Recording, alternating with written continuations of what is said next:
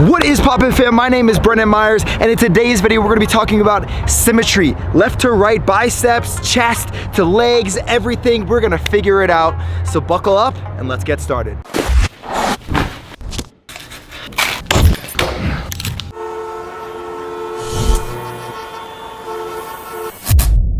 So when we talk about symmetry, first of all, I'm gonna give you an example. I've done a video of this a long time ago about how to make one side look the same as the other. First, here, let me just show you mine. Look at this bicep insertion here, and look at the bicep insertion here. This might mean a different origin or the way it's structured on my bones, whatever. It might be a little bit different. That's okay. No, I've never torn my bicep, but to someone that is really well versed in strength and conditioning or exercise physiology, they might say, oh, you must have torn something. But that's not the truth. The truth is my body's just developed over time this way.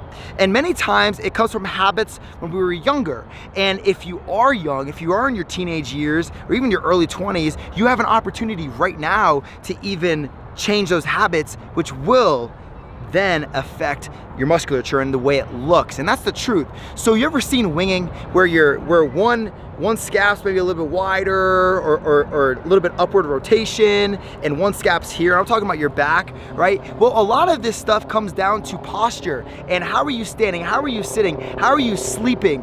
All these different things take a huge part in your musculature, your body, right? Look at my legs. My legs are pretty symmetrical, right? But actually, one leg is that much longer than the other. And I found this out by my mom about two years ago. I almost ran into a wall, to be honest. I was so pissed. No, I'm kidding. But the way you got to approach it is, I'm gonna give you some tips here, okay?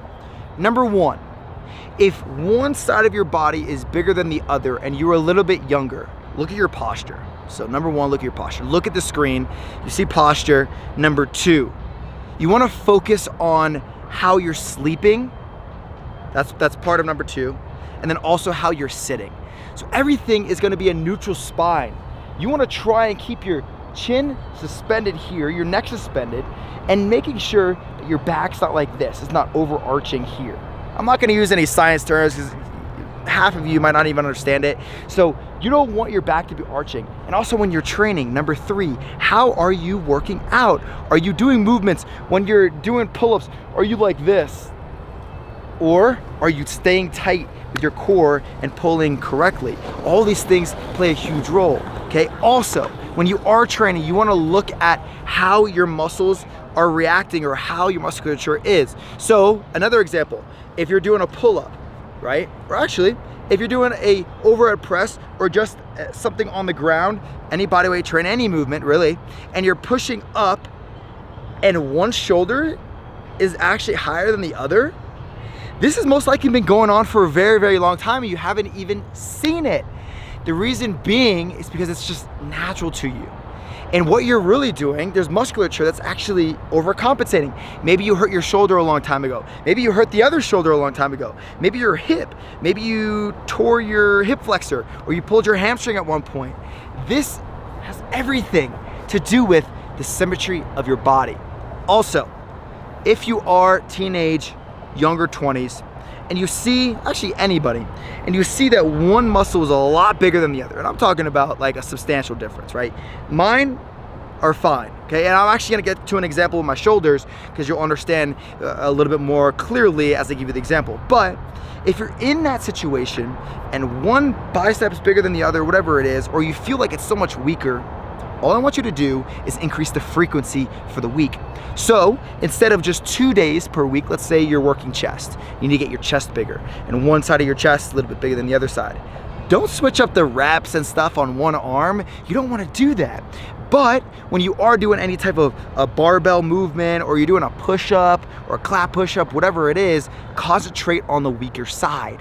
And when you concentrate more on the weaker side and you actually do more time under tension, so longer amount of work through the exercise, you'll notice a huge difference in how your muscle is activating and how it's growing.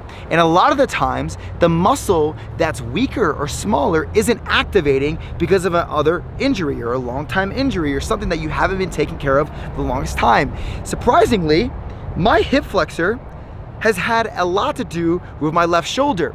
And when I healed my hip flexor, my shoulder got a lot better. So make sure you're looking at everything. It's not just one thing. So really focus again on just that mind muscle connection. Just, hey, I'm gonna focus here and make sure I'm squeezing and activating as much as possible. My left glute had the biggest problem for a while, and then I herniated my disc on my right side, and my sciatica on my right side got all messed up. These things have a lot of common occurrences just because this is life. This is the anatomy of the body. This is the exercise physiology of the body. So getting back to it, you want to make sure that everything is in the proper position. So retract, depress your scaps. You want to make sure neutral spine, again, tightening in that core. Maybe one foot is coming off the ground a little bit more than the other. That will actually have an effect on your bench while you're benching. So keep that in mind. Frequency, 3 times a week. Now, you're not gonna go crazy heavy every single time, obviously. So for instance, me right now, I'm developing my upper chest and my shoulders. So as you can see, it's doing pretty well, right? And it's growing. And Taylor is someone that has watched the growth of this, and it's worked. So Monday, and it all switches week to week. So you generally do about 4 weeks. It's like a 4-week program. Monday, I go a little higher volume. Wednesday, I go a little bit less volume, a little bit more weight, like a moderate day. And then on Friday, I really take it home with a lot of volume. So I'm hitting all 3 different levels, like pretty much close to intermediate to moderate, and then high intensity for the 2 other days. And I haven't hurt myself. I mean, I've been training for quite some time now for this prep, October 5th. So increase that frequency. You can also look at your rest periods in between sets. So my left shoulder is the one that I tore in 4 different places. It took me a long time to rehab. And surprisingly, it's still a little bit weaker than my right, but it's gotten stronger over time. If you see, probably like 3 or 4 weeks ago, I did a workout session, and I was doing overhead press with dumbbells, actually like 6 weeks ago. And I was going, and it was a high volume day. And what I started to realize is that my left shoulder was so fatigued towards the end of my training. So what did I do?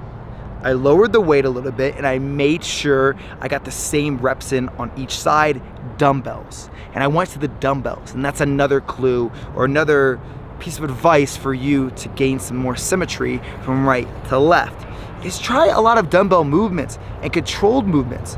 A lot of the times when your core is really weak, your other muscles can't even grow as much.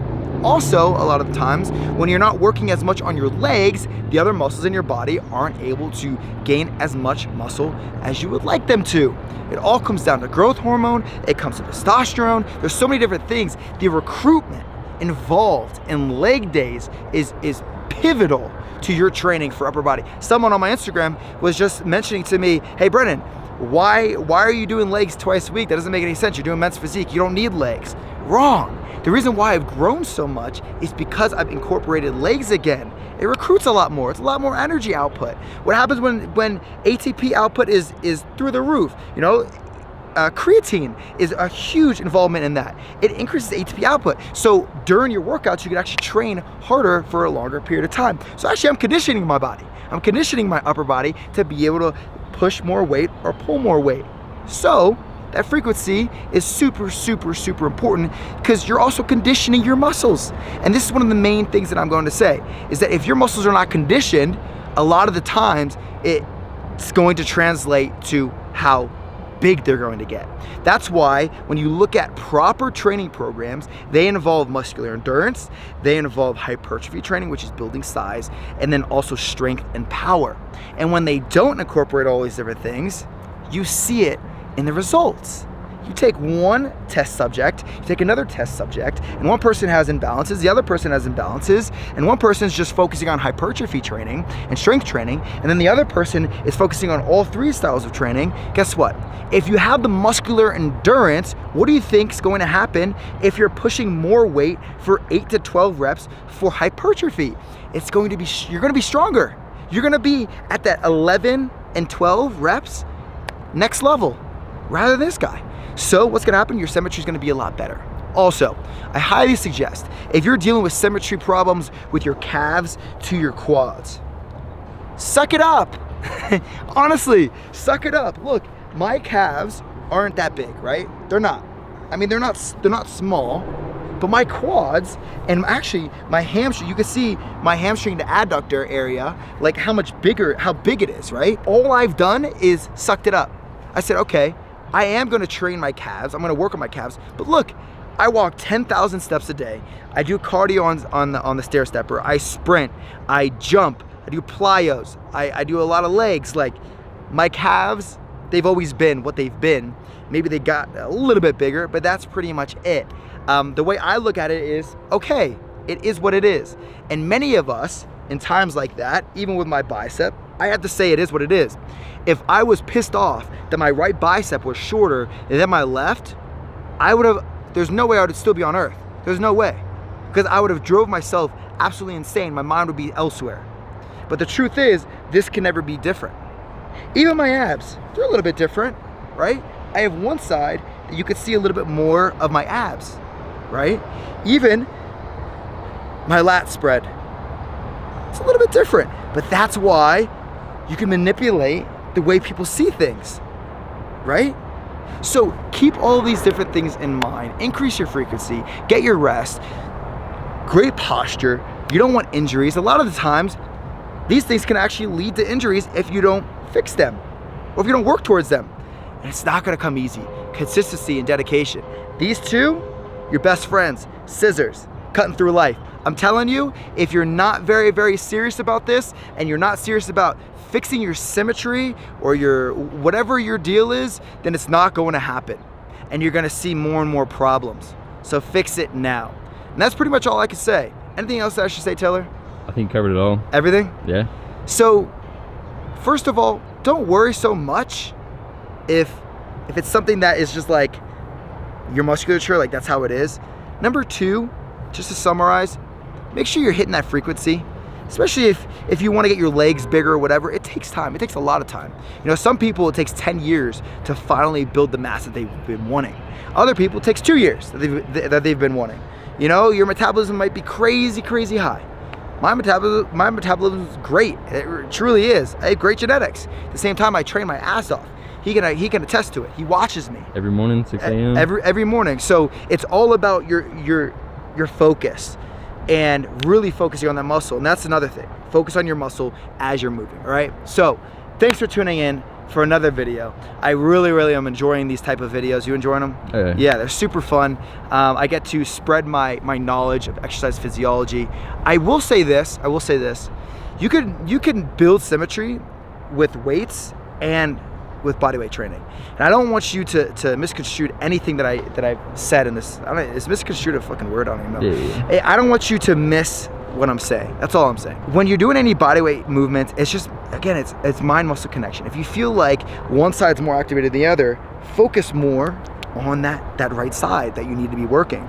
And it's going to work. I promise you. It will work. We're not destined to have just every muscle in our body be completely different. It'll come. Just like trust the process, trust what you're doing, and it'll be all good. It's all good right here, you see? It's all good. Anyways, thanks for tuning in for another video. If you have any other questions, any videos you would like me to touch on, discuss, whatever, comment down below. Really appreciate you. Remember, if you haven't subscribed, you probably should, because we do come out with podcasts. We have all this stuff happening. Create Your Nutrition, July 30th, bada bing, bada boom. Like, come on guys, come on. Join the fam, keep on rolling, keep on grinding. Also the podcast every Tuesday and Friday. Quick Time Fridays are actually one of my most fun days ever, because I talk shit and I get to say whatever the hell I want on a podcast. I'm a mountain goat, they call me. I had actually yak today. You ate the yak? Yeah, I ate the yak. How was it? It was freaking yak. Did it taste like? It's great. It's great. So thanks for tuning in. I'll see you next time. Peace. All the choices you made, did you make them again?